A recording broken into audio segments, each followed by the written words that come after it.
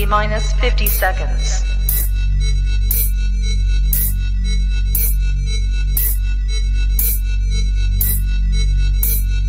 T minus 40 seconds.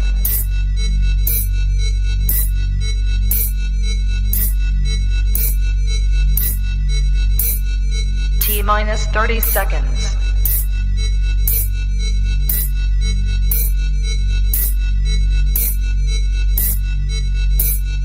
T minus 20 seconds.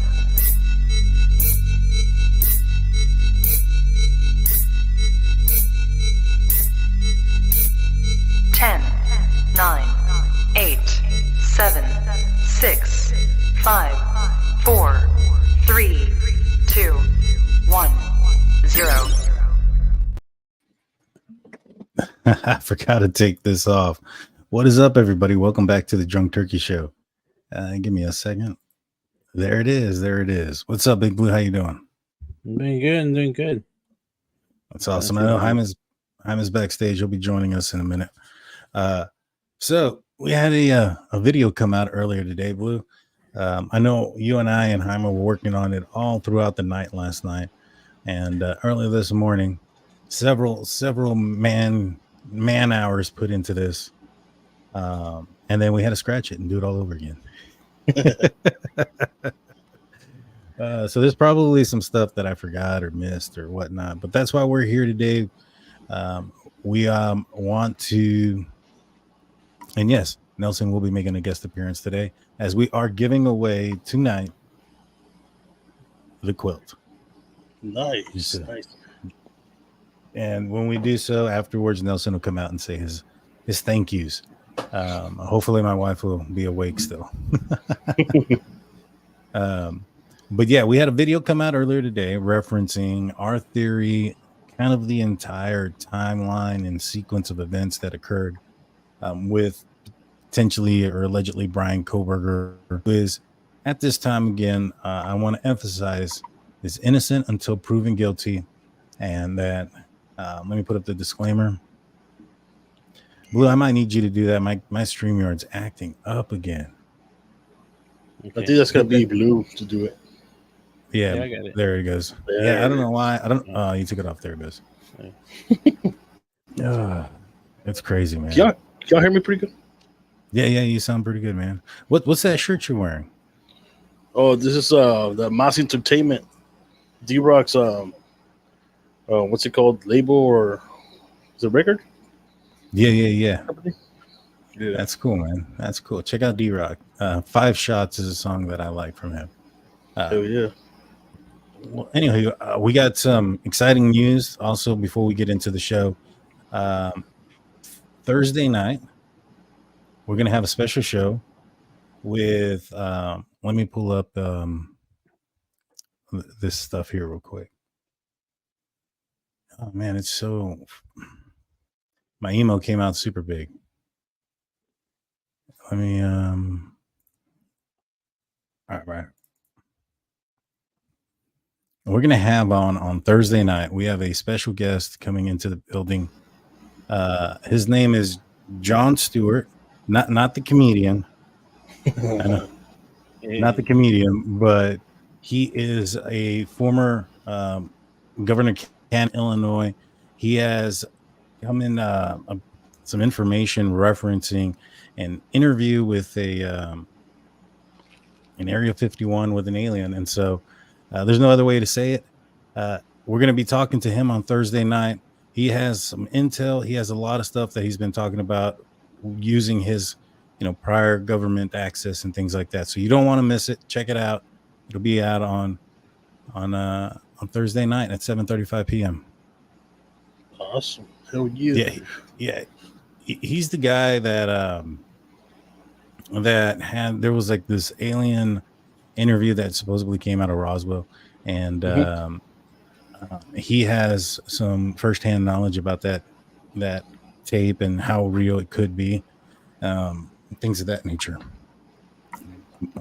He is he was a candidate for Illinois governor, and it was the 1997 film called Victor brought forward a smuggled film from an interview of an alleged alien being, and he has a book coming out in November as well.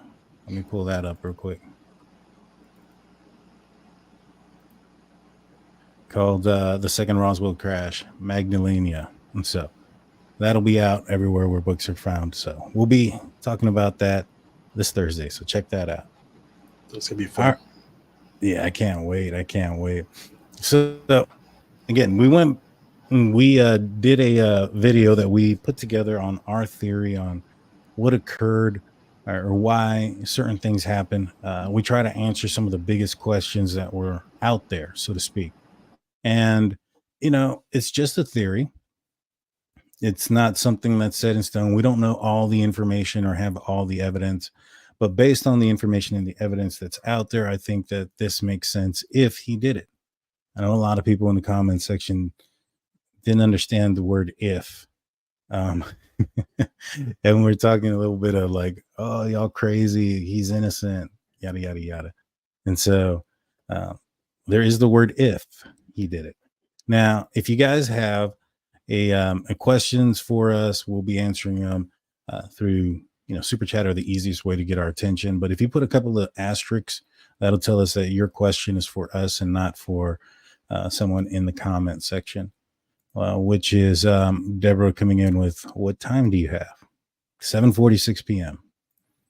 We are Central Time. So what about the video that we put out on Time of Honesty first answer the biggest question for you? You're muffled. I couldn't understand you. All right. What about now? It's a little bit better. All right. So I said, what about the video that we put up that I guess surprised you the most, or maybe not surprised you? Which question did we answer that you were, had the biggest question about prior to us getting together and trying to figure it out? Well, first of all, before anything, we're having a thunderstorm here. So if I just take off by accident, I just disappeared, you know why. All right. Just letting y'all know. But yeah, when the thing is, what made it really interesting is how the timeline works. You know what I'm saying? And that's, for me, that was the biggest I guess, red flag for the whole entire crime. From when he left to when the phone was off to when it came back on to when it hit back in what's it called, in Pullman and everything. It just makes sense. You know what I mean? At least for me, it makes sense for me. Yeah. And I think that was one of the biggest questions that we were trying to make sure that with the timeline, it adds up with his time of his time that he was out there driving around. Right. Exactly. So basically, what the timeline that we're referencing was the time that he is seen on camera to the time where his phone is also pinging in Pullman. And then, knowing that if he would have left from that area that he's seen on Nevada Street and went directly towards the victim's house, he would have encountered those police officers outside. And so I think that there's a reason why we see his vehicle on the 700 block of Indian Hills Drive. And I think that reason is because he was checking behind the police station to see if cops came back. And then we had that question about that 18-minute gap from the part where he left or is seen on Valenta Drive at 420. And then his phone coming on 95, and why it was on, and why officers had certain things in their probable cause. Big Blue, what was your, I guess, favorite part of the show as far as, which question did we come together with somewhat of an answer? Again, it's not set in stone or anything. We don't have all the evidence, but this is just our, what's the word? What our thoughts are on it and what conclusions that we can come up with based on the evidence. I think the my favorite part was trying to read it, and it took 3 hours for a 15-minute section. So that was my favorite part. But no, that's a joke. No, I think the part where he's on camera going around the apartment complex when we broke down those videos, and we, it's an affidavit that it's seen. I think that's like my favorite part. Where a while back I didn't know that part of the story. Right. So I'm kind of confused, but that's all right. Angel D comes in with a $5 super chat. What did he buy in the Albertsons? Fire lighters, a shovel. Where did his phone turn back on after Johnson? There's so much we don't know. Yeah, exactly. I'm not sure what he purchased at Albertsons. I would assume maybe perhaps, I mean, I don't know. I honestly don't know. I would have assumed that he would have gathered all the materials that he would have needed prior to committing this crime, to commit the crime and also get away with it. So I'm not sure what he bought there. As far as where his phone was on when did it turn back on? Yeah, that's another big question. I have no idea. So those are good questions that I think that we'll end up finding out once the court comes in. Yeah, once all that information's out, then we can pick it apart. You know what I mean? Yeah, 100%. So, one of the biggest questions I think that people had going into, about this case was, if Bryan Kohberger was trying to commit the perfect crime and, wanted to get away with this, and it wasn't motivated or fueled by, being rejected or turned down or whatever the case may be, that why would he go into this house where there was a possible vehicle that he wasn't aware of, and the Range Rover, right? Didn't it was brand new. Kaylee had purchased it the night before. She wanted to show Madison her new car, so she drove it out there, put it up, and wanted to surprise her. So didn't put it up on any social media that we could find. And so, people thought, well, if he didn't know that was Kaylee's, why would he go into that house? And I thought to myself, well, I think that part of his motivation in this case was to create a huge crime, right? That would gain media attention. And I think his target was more so the house, because the fact that there was a ton of people that were going in and out. There'd be a lot of DNA inside of that house. There would be a lot of footprints and stuff like that. There was 150 people in it the night before, right? And also because targeting multiple victims would have gained more attention, in my opinion, versus just one person. There'd been a lot of people that have passed away for various reasons in that town, and none of that had gained national attention until this one. Right? I'm talking like the guy that ended up drowning in the creek. You had the lady that possibly had an overdose, or they took her own Xana Kernodle. There was a lot of folks, right? But none of those were getting attention like this one. So I think it had to do more with, it wasn't about a single target. It was about, getting more attention. What do y'all think about that?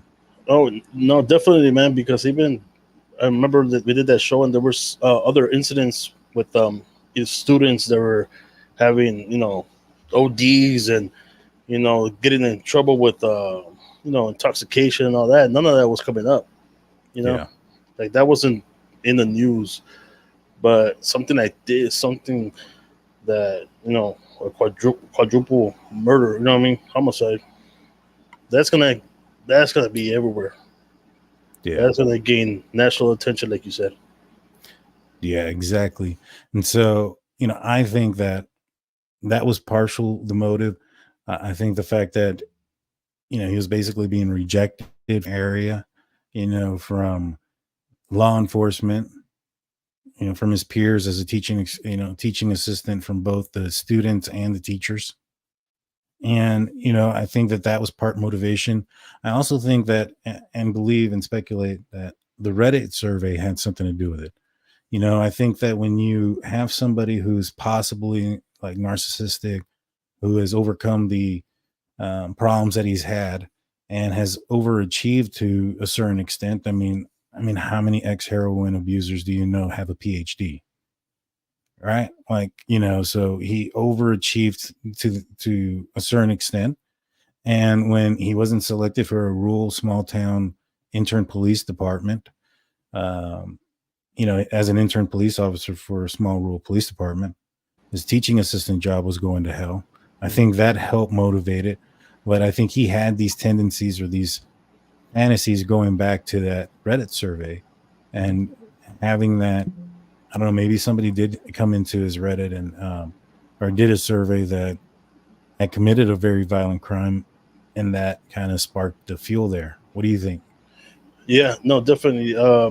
Back in a couple of lives ago, I said I had a mention. It's like I don't know if he would, do this crime just because of the rejection of the internship, right? Right. But to be honest, I want to say there's been worse crimes committed for much less. You know what I mean? Yeah. I remember a crime that happened. I think it was a 15-year-old kid. I believe he bought a game that his mom didn't want him to play, and the mom found out, right? And took it away, and she locked it in the gun safe, right? The game, so he wouldn't play because it was. I think it was a war, like a first person, shooting game. Yeah. And got so mad that he ended up finding the keys for the gun safe and ended up taking the game and ended up using that gun on the mom and the dad. And I believe he was gonna do it to his sister, and he ended up just stealing the family, I think the family truck or van, and ended up going to his friends. And it's crazy that he did all that just for a game. So like, for me to say that I don't think he would have done it, he could have definitely done it because of the, just because of the rejection. You know what I mean? Like I said earlier, there's been crimes that are done with much less, Reasoning. motive. Yeah. Yeah, I agree, man. That to me, that's the only logical explanation that I could think of. Maybe not the only one. I'm sure there's others. And if I were able to get a little bit more of the information or the evidence that's out there, I could narrow down, this theory to a, fine point. But, we have limited information, right? And so, I think it was a combination of those things. In the live chat, and I'm sure you can answer this, or give a comment to it. Says the attack on a house of girls mimics Ted Bundy and Richard Speck. Do you think that? Do you see that, Jaime, in this case? Okay, my mute button wouldn't unmute. What's it called? What was it? Ted Bundy. Ted Bundy. Oh, he went to the sorority, right? And used, I believe it was like they say club. I'm not really sure if it was. Some people say club, some people say a tree branch. I'm not really sure which one it is. But he went in there, and I think there was like 5 victims. I'm not really sure. Can't remember. But retrospect, you know what?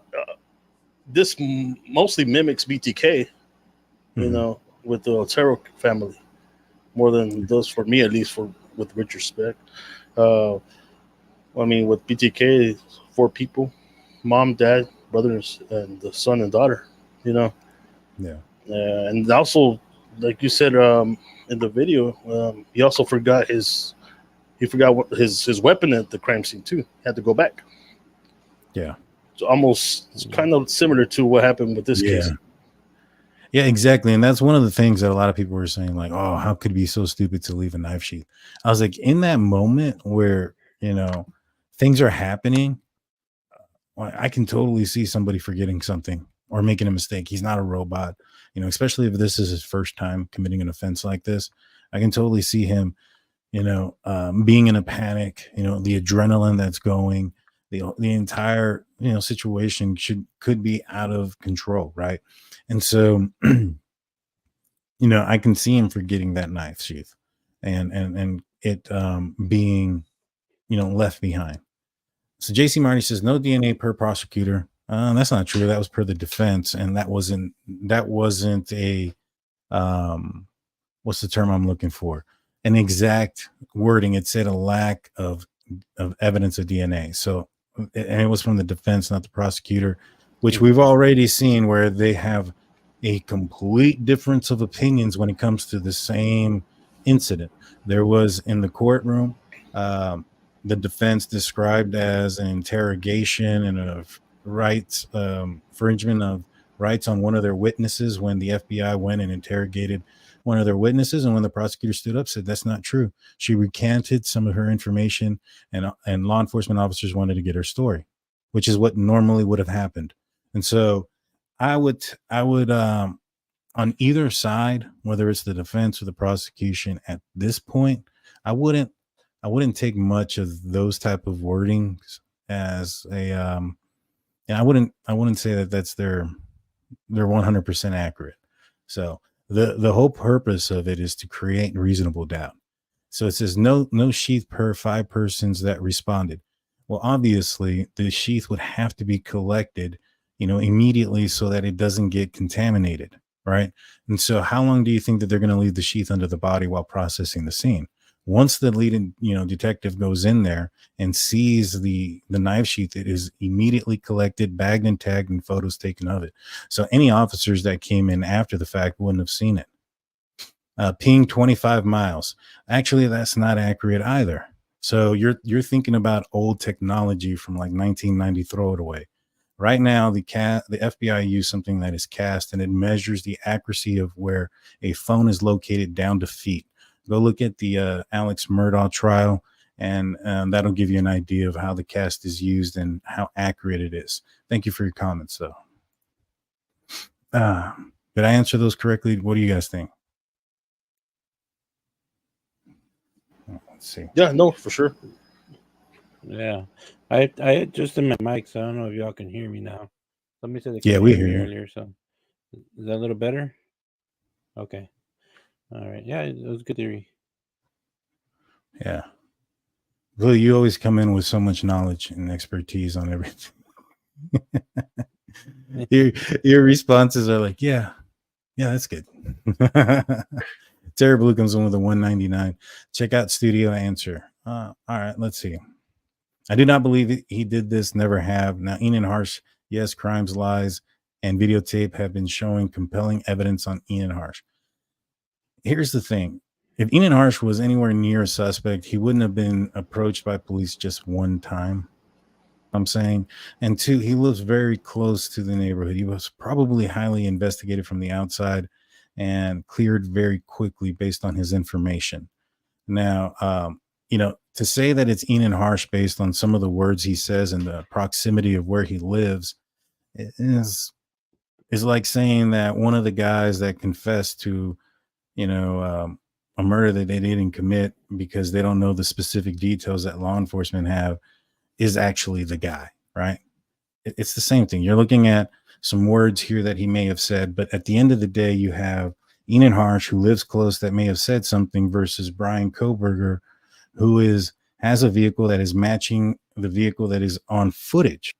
It's not witness. It's not coming from eyewitness testimony. It's coming from footage of a white Elantra without a front license plate driving around that area.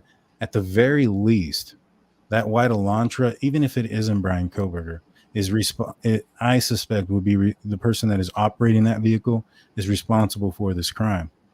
And I don't think that Enan Harsh had a white Elantra, right? Then you also say that Enan Harsh, you want to look at him, but not the guy who has DNA on a sheath that was potentially carrying the murder weapon. I understand this whole drug stuff. I get it. I get the claims, but I don't think that's the case in this situation.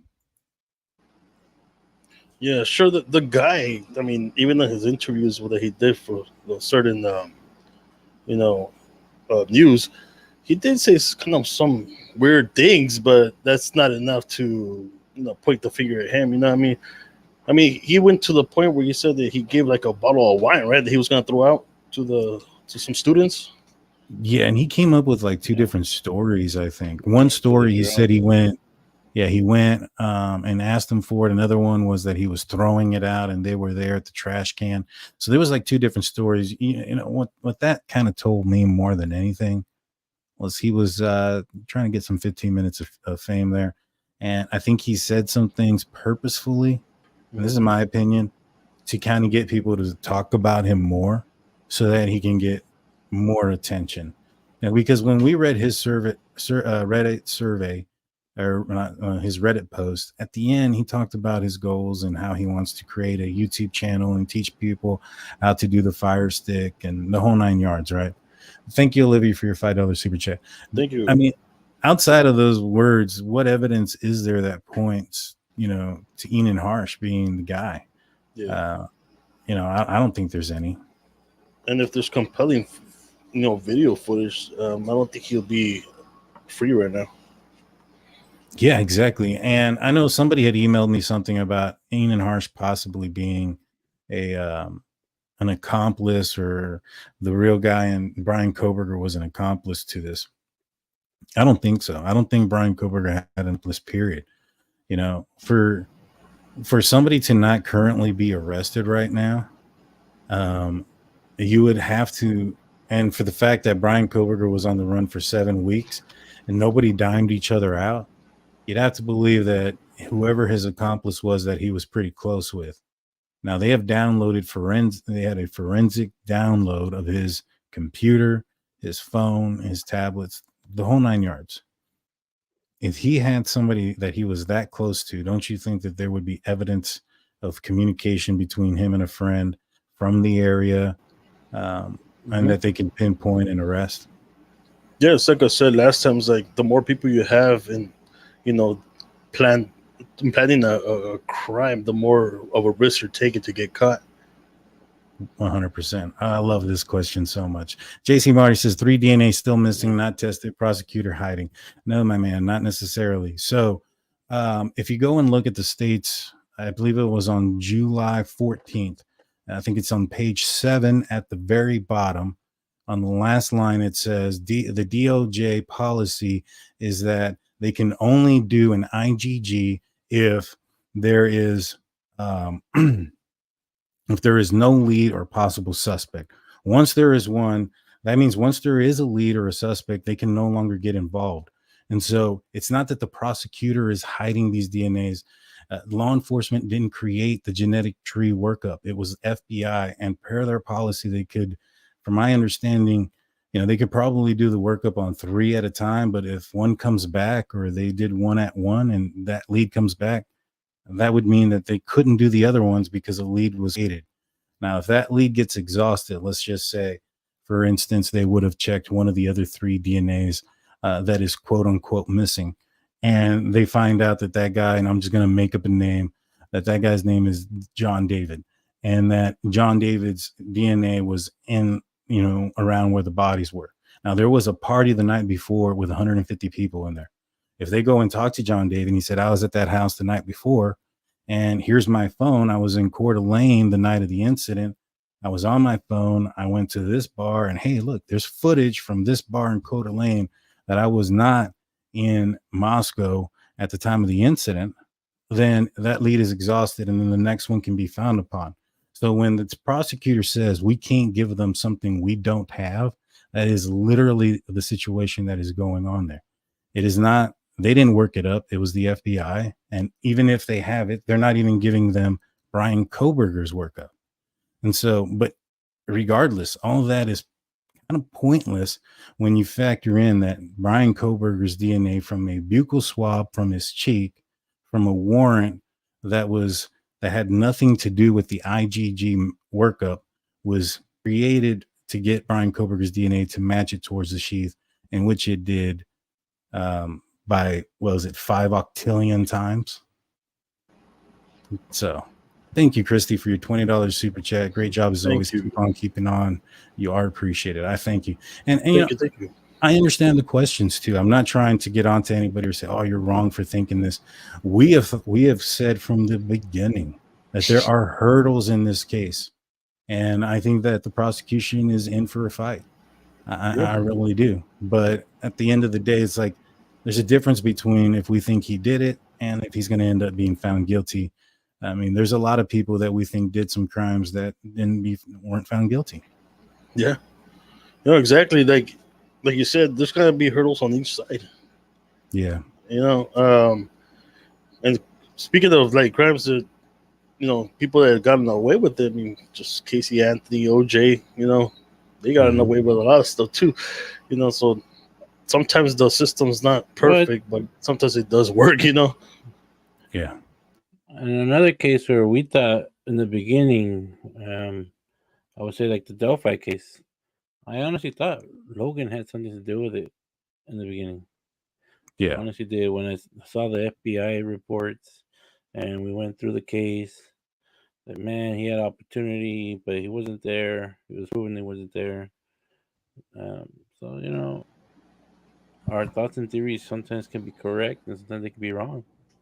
That's why it's just a theory. It's our... And we like to have a difference of opinion. See, in that situation, I read the search warrant and realized that if this was the guy, they had him all but pegged to the wall. If they found any evidence in that search, they would have arrested him. They had more evidence to arrest him, I think, than what they did for probably Coburger at the time of his arrest, right? And so, but they didn't find anything, so that told right away he's not the guy. Like, there's no way they could have, they were expecting all this DNA and all this other stuff, and in a short period of time. This wasn't like Richard Allen that was 5 years later when they're searching his house. This is pretty much right after the incident, within 6-7 weeks.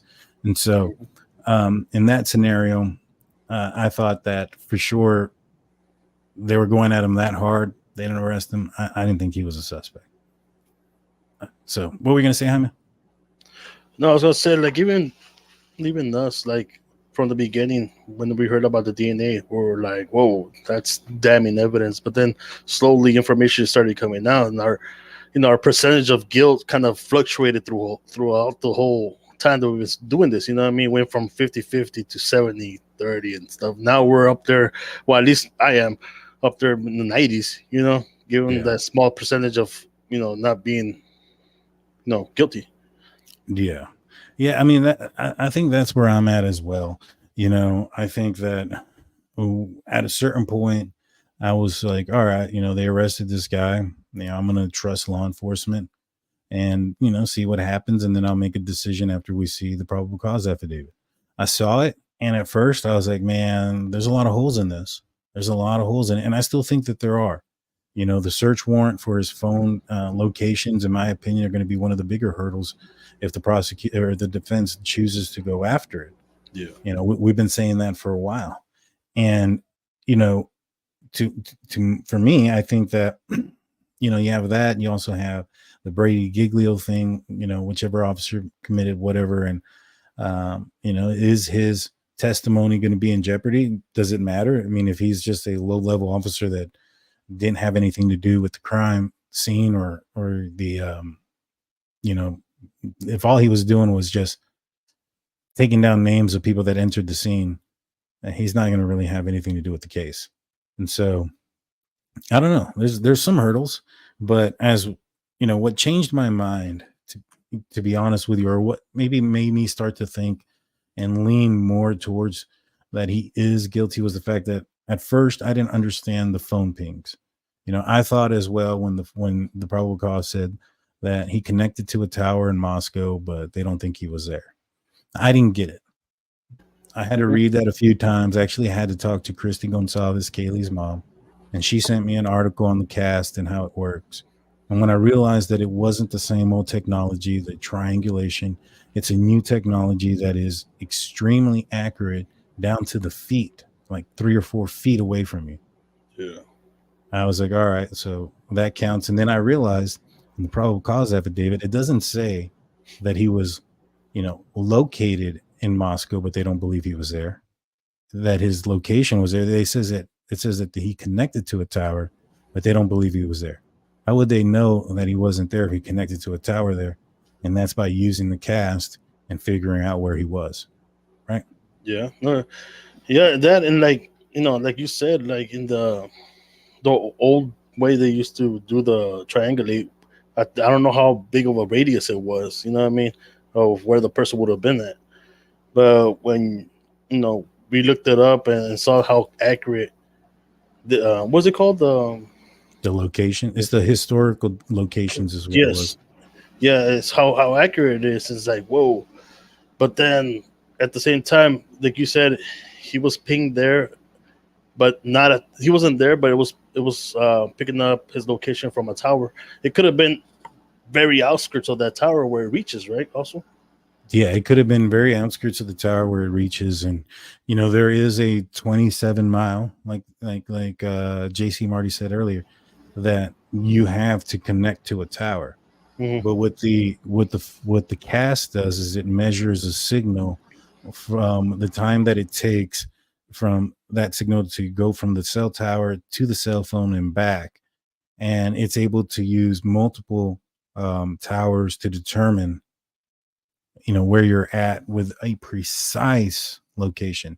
Angel D says, can you retell the part about the taking a change of clothes and trash bag in the trunk, please? That was interesting. So when I thought about how or why or how did he commit a crime like this and not get blood or DNA in the car, I was reminded of I can't remember the case's name off the top of my head, but there was a guy who I think was in New York, traveled 3 hours away, took his dad's life with an axe and hit his mother with an axe. She ended up surviving, and then he left and drove 3 hours back to his college. Now, there was no evidence of a cleanup at the house. There was no evidence that he took a shower or any of those things. They didn't find blood in the drain or any of those things at the house. And there was no evidence in his car for 3 hours that he drove a longer distance with probably the same amount of blood splatter you would anticipate Bryan Kohberger may have had. Now, one of the reasons they speculate that he was able to do this was because he worked at a veterinarian hospital and he had access to the surgical suits, and those are designed so that you don't get blood on you. Now, Bryan Kohberger took forensic classes in DeSales University. I think that he's taken certain classes that teach you how to not contaminate a crime scene or how not to bring DNA home with you. Right. And in my opinion, I think he wore something easy to take off. That's probably why he couldn't put the knife sheath through a belt, because he was wearing some kind of coverall. So that's why he had to take the knife sheath in his hand inside the house. And he probably left a bag outside with a change of clothes and change of shoes. That way, when he exited, he could put everything in a bag and seal it up in a garbage bag, one of those tough shit bags, put it in his trunk, and the DNA never touched anything in his car. It's all about the preparation. And that's one of the things that I brought up. The mistakes that he made weren't in the preparation of the crime. It wasn't in the his actions after the crime. Like, he wasn't driving by the house multiple times like people suspected he would. He wasn't Papa Rogers or looking glass or whatever it was. It wasn't going to police and talking to him. He wasn't doing any of the red flags. So the only times that he made a mistake was during the commission of the crime, which in that situation, things are going to happen that you can't control. And so I would expect if there was going to be mistakes made, that's where it would be, based on his experience and knowledge and special skills on how to commit this crime.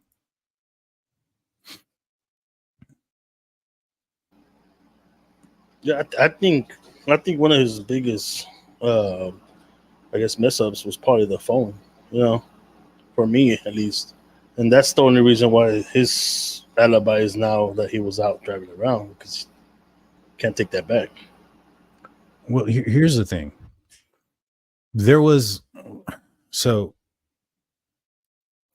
I don't think that they had a clear picture of Bryan Kohberger or his vehicle in Pullman, Washington. I don't think any of that occurred until after they got his name.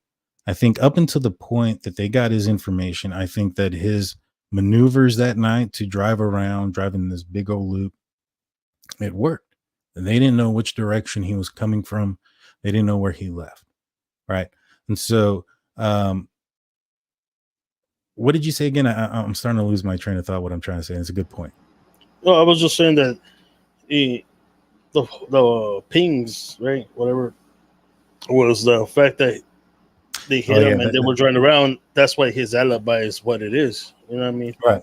Yeah. If you go and look at the probable cause affidavit, I believe it says something to the effect that investigators thought that it was a 2013 to 2016 Elantra, and or a 2011 to 13 Elantra, and then later thought it was a 2013 to 16 Elantra. But if you look at the part where they discuss the vehicle in Pullman, they say that it is in fact a 2014 to 16 Elantra. There is no question. So that leads me to believe that the video footage that they have around Moscow is probably very grainy, far. There's no indicators of anything that can be seen there, but that the footage in Pullman is probably a little bit different. Maybe he drove around a little bit closer to some cameras. They're also not ring camera footage. It's also probably, from what we understand, like some of it was like cameras from traffic lights. So those are designed to be able to determine certain things.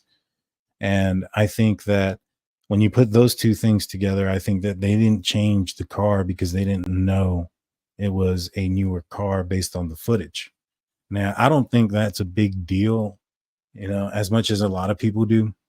And the reason being is, cops can get something wrong. And as more evidence comes, afoot, then they can, change their perspective.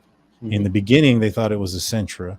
And as more footage started to come in, then they changed it to the Elantra. And then once they got the camera footage that was cleared from Washington, then they knew it was definitely a 15 or 14 to 16 Elantra. Does that make sense? Yeah, no. Also, like you were saying with, you know what? Read this and then I'll follow through with it. All right, Jeff H goes, in and posting YouTube videos, chopping up stuff very skillfully with a big knife after all this awful stuff happened tells me that he may not be the highest level thinker, in my opinion. You see, I think it might be different. I think that, he's trying to promote himself, and I think that would get eyes on him. And I think it's more of a promotional thing to get his stuff out there versus, accidentally do it. I think it was purposeful. No, yeah. I also think that he was trying to just boost up his YouTube and his followings and whatnot. But I mean, even like, there was a Reddit. I was on Reddit a while this afternoon, and I did see a couple of things that they were saying about a short film that was out there that depicted a couple of things, and that was something about clones. Yes, I think so. That supposedly was like not, I guess, released the day before or something like that. Yeah, but and I don't think that. Oh, go ahead. And no, it's like stuff like that you see on Reddit. You know what I mean? Just because it's on Reddit doesn't mean it's true itself. I mean, unless somebody can find it, that'd be crazy. Yeah, supposedly it was deleted like right after the incident happened, and that one of the characters named was like Gonçalves Coburger or something like that. Yeah, and so there was like, but I don't know. But going back to that, it's like you see stuff like that, and then you see things that, like with the sheath. Remember when we saw that, when we heard about that, I think we heard it from a Reddit post about the sheath that actually was true. That was like, so like when you go down that road, you're either gonna get some good stuff that's true or really bad stuff that's has nothing to do with the case. And that's the risk that's the risk you take by going into Reddit, right? Yeah. I mean, dude, there's a lot of theories on Reddit, but then again, dude, supposedly somebody walking in and one of the victims seeing a the killer in the house, that was on Reddit before the probable cause affidavit.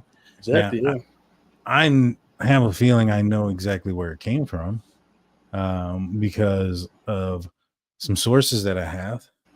I think I know who. I think I know what you're talking about. Yeah. Well, I know you've heard it.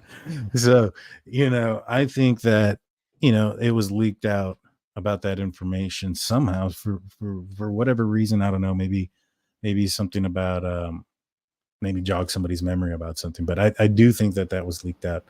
Did we read this one? Blue, I love you, but Lena just started bingo. Oh shit. Love you back. Thank you. So, let's continue. So Where do you guess I went for a little bit? I wanted to play bingo. I'm sure. No, I was getting thirsty, man. I got tea. No, it's all good, my man. Defense asked for email log between the state and the lab. State said that they do not exist. I mean, maybe they don't. I think that when you have, I mean, I don't know how they do business or how they conduct their stuff in Idaho. You know, if they have some sort of old rules that any correspondence has to be through mail or something, I don't know. But if the state said that that doesn't exist, I mean, maybe I'm trying to figure out, you know, why. The only thing that I can figure out is, or can think of that would be emailed to each other would be status updates and or updates on the results of things. But those might be some kind of rule that they have to be sent through the mail or something. And that might be why there's no emails. Let's see, Richard.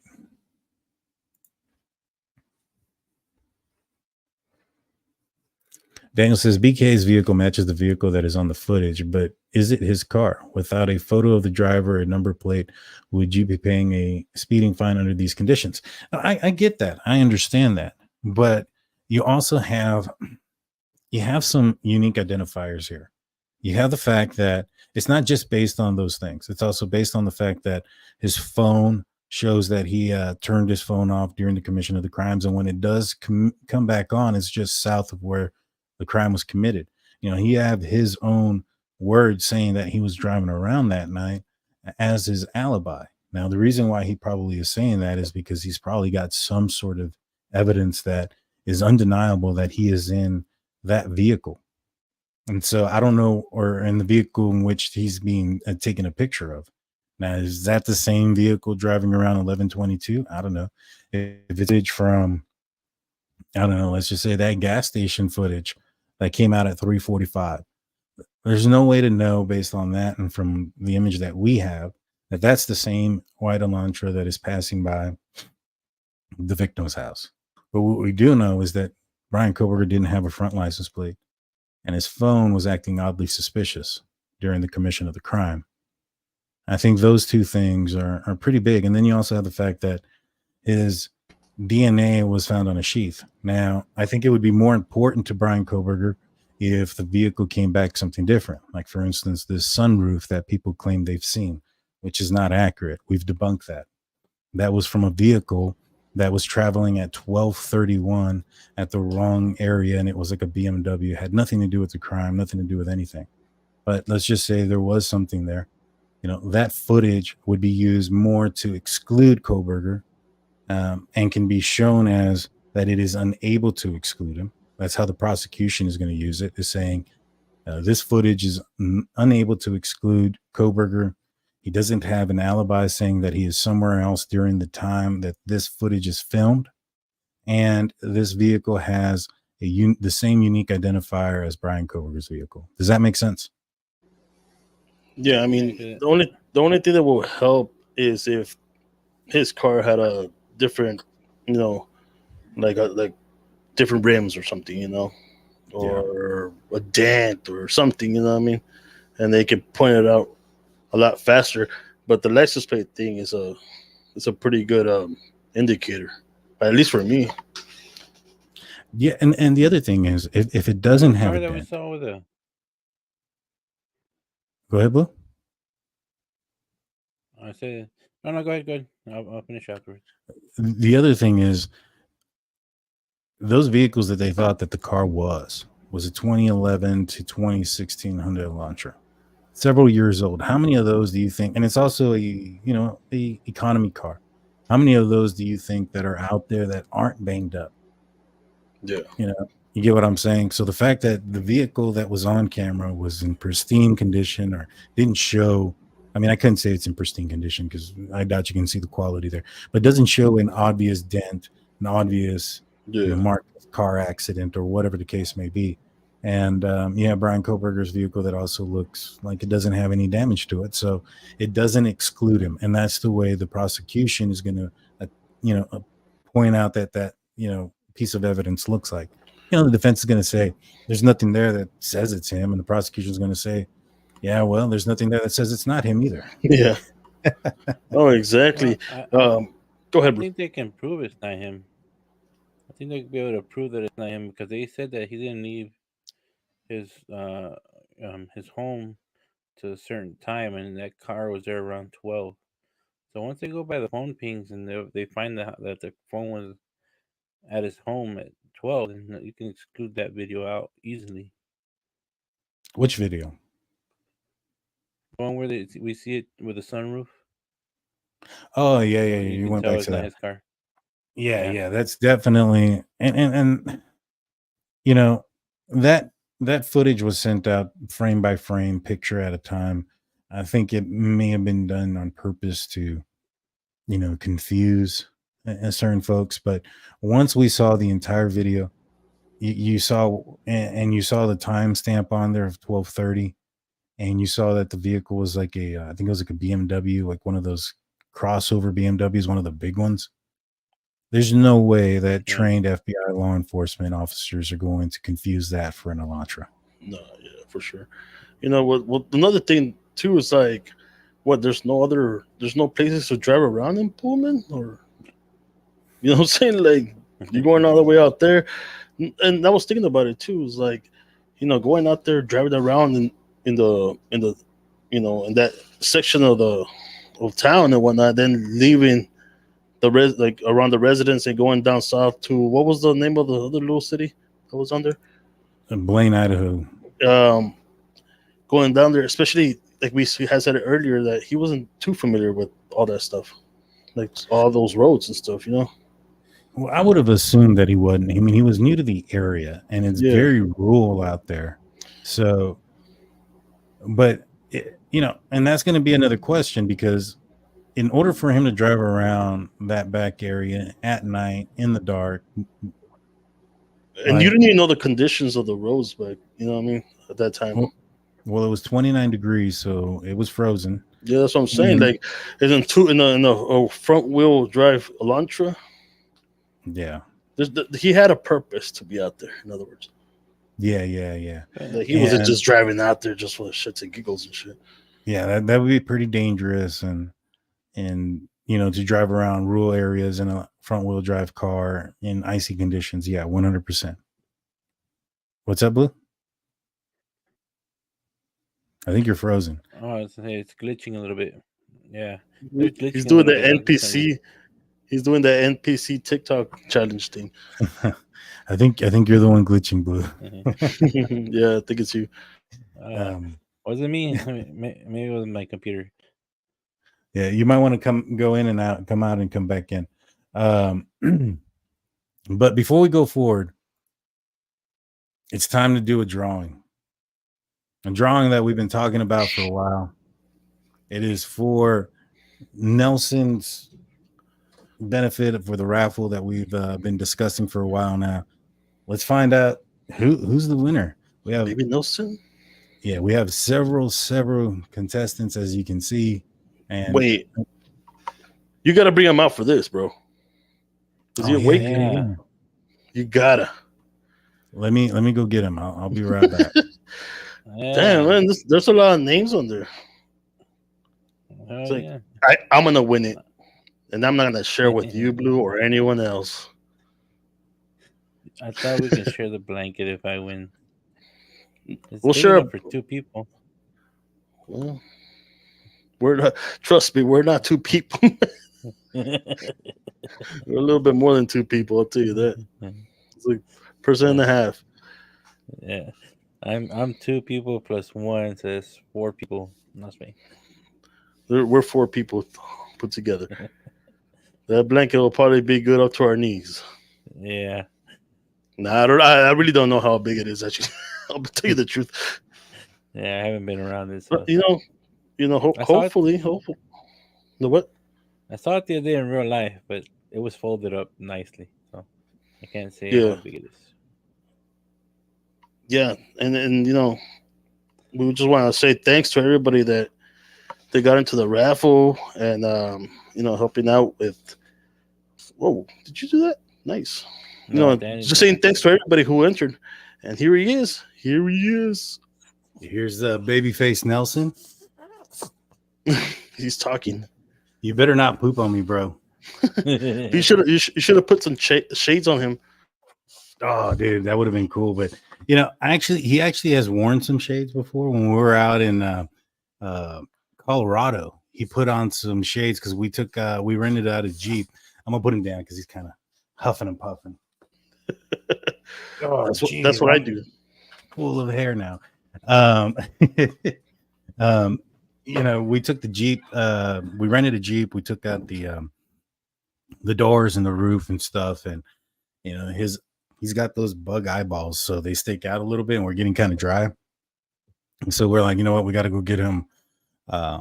We got to get him the goggles, so that way he's all right. Let me see. I'm trying to figure out a better layout that can show more of. I guess this is the best one. All right, let's see who wins this thing. Hell yeah! It's me. It's me. It's me. Round, round it goes.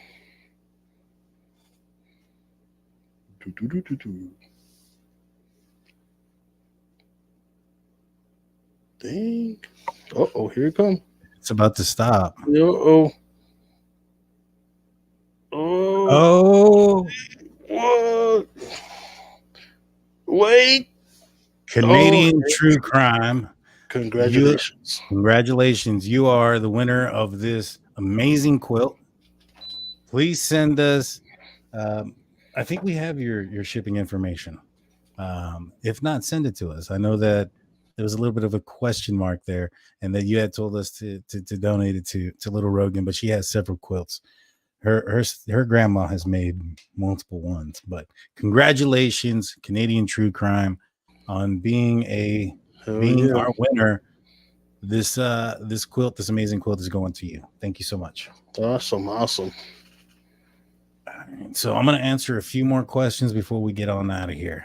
Sounds good.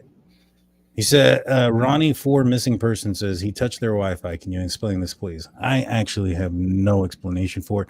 When I talked to Christy about it, asked her, hey, what's this, that Steve is saying that is referencing him touching the Wi-Fi. And he said that, she said, it's in the probable cause affidavit. I don't remember seeing it, but she was kind of confused about it, and she said that her husband had basically said that there were devices there that had he gone in there, it would have connected to his device. So it seemed more like speculation on that part, but I didn't talk to Steve. He's the one that said it. I talked to Christy, so that's not. I don't know. I don't know what he meant by that. I don't get it, to be honest with you. Yeah. I'm not too knowledgeable about it either. Like even like with your phone, like you open it. I mean, you open the Wi-Fi, you turn on the Wi-Fi, and you're around other apartment complexes. You're gonna pick up every single one of those. So I don't know if they meant if like it just touched like that, like it opened up and it was a system that was open, or that actually like they're saying that actually connect to it. You know what I mean? And then it just show up on the like possible Wi-Fi's around. Yeah, 100%. Like I said, I'm not really knowledgeable on how that works. Yeah, I did look up. I looked up the router thing, and what I discovered when I looked it up, I'm not an IT guy. I'm far from it. I'm probably more on the side of the youngsters would call me a boomer and not know anything about computers. I did download an app that will allow me to make 3D renderings and animations. We'll see how long it takes me to get the hang of it. I got a pretty good memory. I can kind of put things together pretty quickly. Hopefully I can get it down and do some animations and stuff like that for you guys. Those are some of the things that I wanted for the show, but we haven't found an illustrator to do it. So I've decided to take it on my own. Something else. Oh, yeah. Let's see. I said earlier, throw in some stickers. Oh yeah, I plan on throwing some stickers in on this. Let's see. Do smartwatches also ping or only phones? I think they have to be connected to the network. If you had one that was dependent on Bluetooth to the phone, I don't think so. But to be honest with you, I don't know. But yeah, what I was saying was I'm not an IT guy, but I did look up the Wi-Fi, and if there is a record of when people try to, attach to it, I didn't see anything that said that there would be. They said that the router has an open slot with a password that other devices come in to connect, not for it to connect to other devices. Yeah. And so I don't know if there's something there. I'm not sure. Yeah, with smartwatches, I have no idea. I don't know anything Apple, so there's that. Well, I have go ahead, Boo. I know you can. I said I know you can be tracked on the smartwatch if it has the line for the watch, but if it's connected to Bluetooth, it can't be tracked if the phone gets so far away and it disconnects. Well, let's be honest, man. You don't have to have an iPhone to be tracked. You can be tracked by any app you give permission to. You know what I mean? So it's like we said a long time ago in those conspiracy videos that they're sending our info to other countries and whatnot. But that's not the pace all the time. Yeah. ISOF says, why do you think both Bethany and Dylan are so frightened to present their testimony to the defense? I mean, I think, maybe perhaps they don't want to face Coburger. I know they're eventually going to have to do it. But they went through a horrific ordeal themselves. I know a lot of people question their actions and what they did that night and why they didn't call 911 right away and all this other stuff. And to be honest, we don't know those answers. They haven't come forward. They haven't said anything. There's not been a news article out there referencing what they've said that happened. There's not been a podcast that had them on their show to say, hey, this is what happened. So we honestly don't know. We don't know the reasons why. Maybe perhaps come trial, they'll say them and we'll be just as speculative. And maybe perhaps, she'll say it at trial and we'll be, well, that makes sense. But as far as why she's frightened to do so, I mean, they survived a massacre. Victim's guilt is probably there. PTSD, the whole 9 yards. I mean, people will judge. Yeah, people will judge their actions when they themselves have never been in a situation like that. And for all we know is a lot of people. Like, I'll be honest with you, when I was in law enforcement, and there were situations where somebody broke into a house or whatever, the people that usually fought back or did those type of things were people that were trained, right? They were trained to fight. They took, self-defense classes, things like that. Your average person that isn't trained and, or has never been in that situation where their life is at risk, majority of the time they freeze. They don't know what to do. So, that's just from my anecdotal experience. I don't know what the statistics are out there, but that's what I can say that I've come across. Yeah, no, for sure. Like, we can be like, I think anybody's already done this already. Like, when you see something happening and you're like, oh, if I was them, I would do this. But like, when it comes down to it, when you're there at the time, you probably you'll freeze up, man. You don't know what to do. You panic and stuff. Yeah, man. Yeah. It happens. It happens to people all the time. So, you just got to get over it. Yeah, it's easy to say it, but like when it happens to you, that's a whole different story. Yeah, man. I mean, when I was a kid, probably my teenage years, a big ass dog came at me, wanted to bite me. I was frozen, scared for a bit, and then I ran. I had no choice. I was fixing to get bit, and I barely missed it, man. I think it was a golden shepherd. It was a big ass golden shepherd, and it was just. I mean, German shepherd. What the fuck am I saying? Golden shepherd. I don't know what that is. It's a golden. I have a white shepherd. I've never seen golden ones. It was a golden lab German shepherd mix. Not just kidding, but it was a German shepherd. It was huge, and it came out and started coming at me, and it was growling, and I just froze there for a minute, and then I saw it like it was like 5 feet away, and the next thing I knew, it was right in front of me. Now I don't think it was like teleported. I just think that I was in fear. You know what I'm saying? And it took it tried to bite me. I ended up picking up my leg and it missed me, and I took off running. My father, who was not that far behind me, started yelling and scared the dog off. But yeah, that people don't know what they'll do until they're in that situation. And most of the time, unless you're trained, it's usually frozen shock. If I was there, I would have protected you. I would have jumped in front of the dog for you, man. I got you, homie. Dude, the crazy thing is my little brother had just gotten bit by one of our other neighbors' dogs. It was a chow that bit him in the calf. And because we played football, so we would be forced to go jogging after practicing games if we didn't play well. And so even if we played well, my dad was pretty strict. We'd have to go and work out and the whole 9 yards. And so it made us better football players. But one time while my brother was jogging back and forth, one of the dogs got loose and bit him in the calf. It was horrible. This is like you're like the Lieutenant Dan. Remember, he had someone die in every ward. This is like down your family. Everybody's getting bit by a dog down your family. Well, I mean, we came from the hood, homie. There was loose dogs everywhere. That is true. That is true, man. They never tied up. He couldn't afford the rope. Yeah, that's why. Or fences. Yeah, that's why us guys from the hood were so quick, man. We had to be fast. We had to outrun the dogs. He's like, I don't gotta outrun the dog. I just gotta outrun one of you.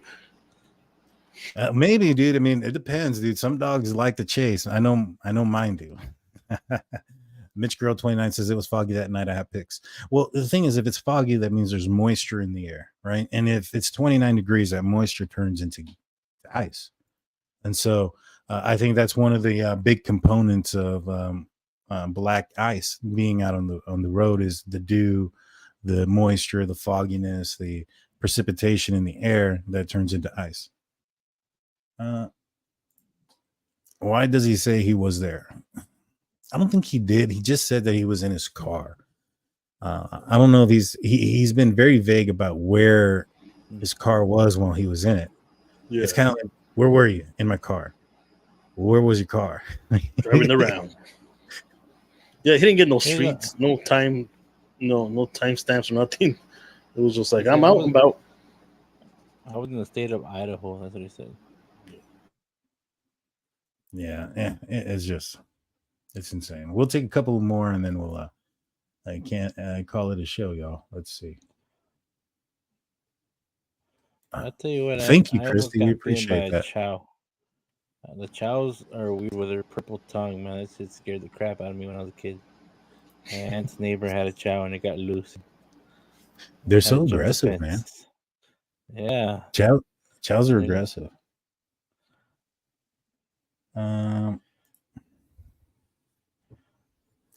Kim and I'm assuming that was Dave out first as a stabbing around.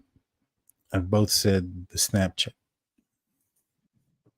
I'm not sure what that sentence says completely, but I think it says that they were both being communicated through Snapchat. I will say Kim didn't tell us anything about Snapchat. Yeah, I think it says Kim and Dave came out first as a stabbing around. We'll said through Snapchat, right? That was supposedly. Yeah. So in our what we have in our testimonies that we've gathered from Kim was that it was a phone call between her and her daughter. I think that what she meant was that the communication between her daughter and whoever she was getting their information from was through Snapchat. I don't know. She didn't. I think she mentioned that it was a possibility, but that she didn't know. I'd have to go back and listen to it, to be honest with you. So I don't want to say the wrong thing, but yeah, they did come out about it. But here's the thing. There's been a lot of rumors going around that Bethany and Dylan texted each other either during or shortly after the crime was committed.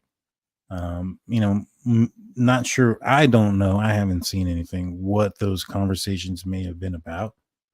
There's a lot of rumors out there what it could have been. I don't know. I don't know for sure. But if they did, don't you find it reasonable that they would have texted other people outside of the house? Mm-hmm. But then, wasn't it also like they were switching from OD then the Yeah. supposedly? Well, see, that tells me. So when you have a situation where people are finding out early, and you have a crime that occurred at 4:30 in the morning, and you have these rumors going back and forth between something nefarious happened and an OD, which is also nefarious but not as. And what those things tell me is, well, one, a lot of them are rumors. So rumors and word going from one person to another as the it typically ends up growing. That story becomes bigger and bigger. And so you have to take those claims and understand that with a grain of salt, saying that, hey, this story or this claim could be exaggerated from its original story. And for what that tells me is that those girls didn't know the extent of the injuries or the extent of the crime that occurred. Maybe have heard something. We know for a fact, based on our conversation with Christy, that when she told us that Ethan's best friend attempted to open the door, that he had little success because the door was blocked. That tells me that, the girls never saw what happened in that room. If they couldn't get into the room, I don't even know if they tried, to be honest with you. I don't know if they ever left that room until after Ethan's best friend got there. But if they did and they tried to open that room and they couldn't get through, maybe they thought somebody had overdosed and was blocking the door, or something like that. And those rumors start to spread. Now, if you have what literally happened, which is a quadruple homicide by a knife stabbing, and then you have these rumors of drugs, I think that when you have those two mix, I think that's where you come up with these wild stories about cartels and drug pings and drug houses and stuff like that. I think it's all just a blended mix of rumors that are not very accurate. Yeah, it goes also with accomplices. There's been a lot of rumors of accomplices in this case, and the thing is that they try to. A lot of people are saying that certain crimes are happening after the murders. They're trying to, try to connect them to this case, and that's just not how it is. Sometimes it's just different crimes that had nothing to do with the one we're talking about. I think Jeff's accusing me of having bug guys. He says, "Is it true dogs look like their owners?" Heard this many times. Is that what you're trying to say there? Nelson's dyslexic too? No, Nelson's a lot of things. I have more than one dog. I'll bring Floyd on next time. He's far from what Nelson is. Nelson's about, I'd say, 22 pounds. Floyd's like maybe 122 pounds of muscle, and he looks like a pit bull, but he's not. He's an American bully. Let's see. And he's highly trained-ish when he wants to. Yeah. When I'm around, he's a little feisty. Like, he's hyper, right? Yeah, he gets excited. The good kind of hyper, though. Yeah. I don't know who you're referring to.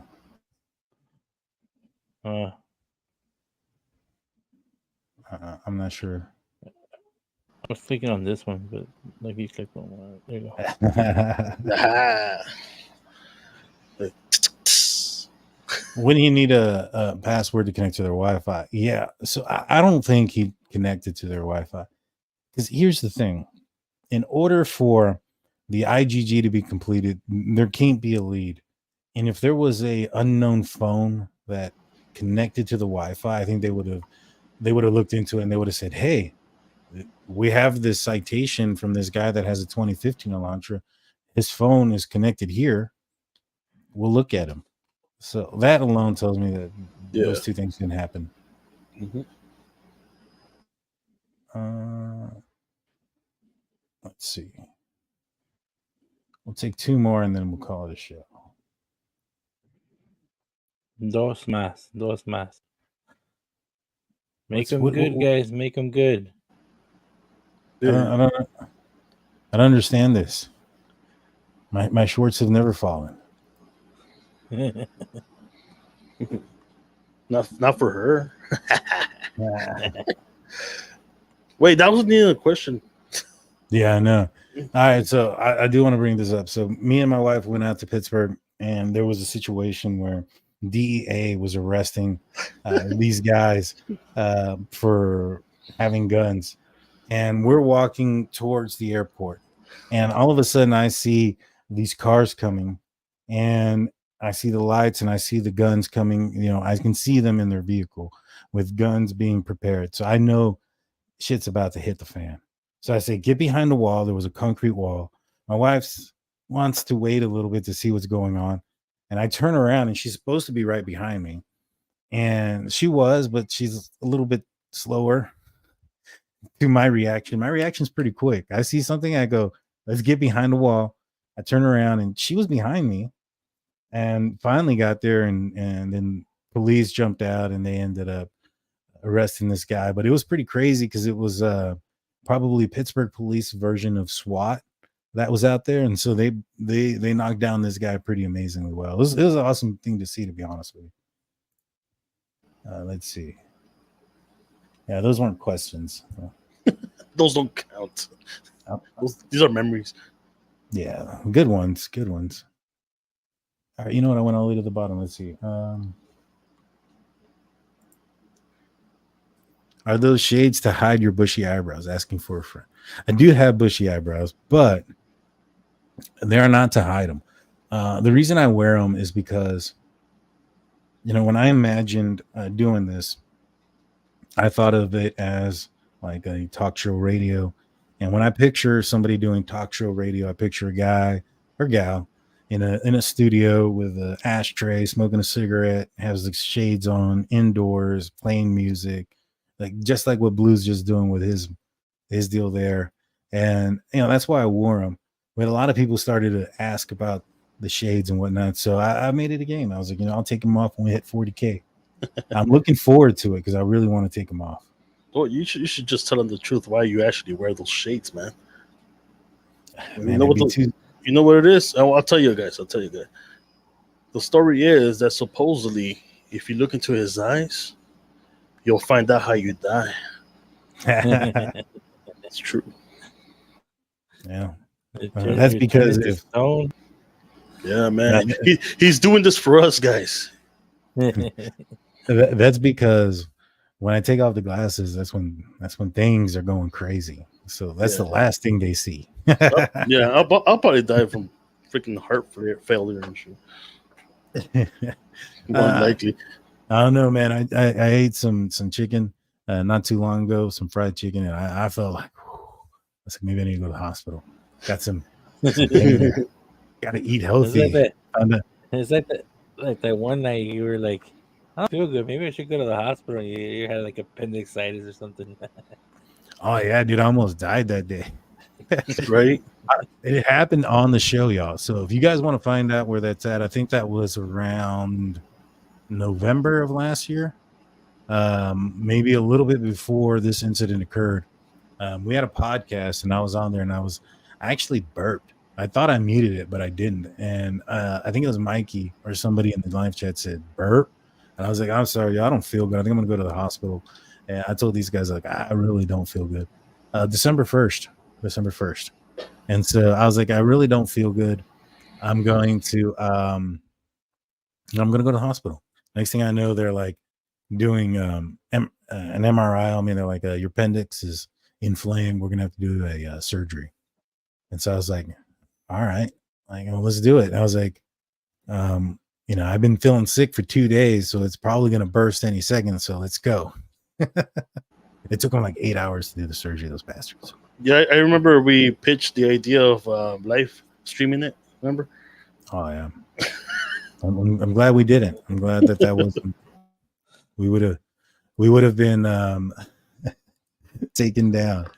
But yeah, Mitch Girl was there too. That was a crazy situation. And then 2 days later, I was back at it, back on the streams, ready to go. But I will say that coughing after that surgery is a horrible mess. You don't want to do that. But that's all we got. Do you guys have any final words, Blue? Not so sad, please. No, nothing. Thank you, everybody, for coming on. Thank you for all the super chats. Thank you for the people who, joined the Nelson raffle. We'll probably have other raffles on here once in a while for members. So remember, try to be a member sometimes. We give some good merchandise sometimes. Sometimes. What? I mean, all the time. All the time. But they're not as nice as blankets and cups. We give stickers and other stuff. But man, what you talking about? We got these koozies too. Koozies, stickers, and I might have something on my sleeve for the members only. So watch out with that. I'll tell y'all guys after this. I don't want everybody to know it's our secret. But thank you, everybody. Thank you. Have a great night. Thank you, guys. We'll probably be doing our next members live. It'll probably be this weekend sometime. So make sure if you guys are interested in being a member, hit the join button. If you don't see the join, if you're on Apple, look in the description. There's a button. There's a link there to become a member. Join the fun. It'll be awesome. Don't forget Thursday night, y'all. We're going to be talking to Jon Stewart, who has firsthand knowledge of an alien interview. You don't want to miss it. Hit that like button. Hit that subscribe. Until next time,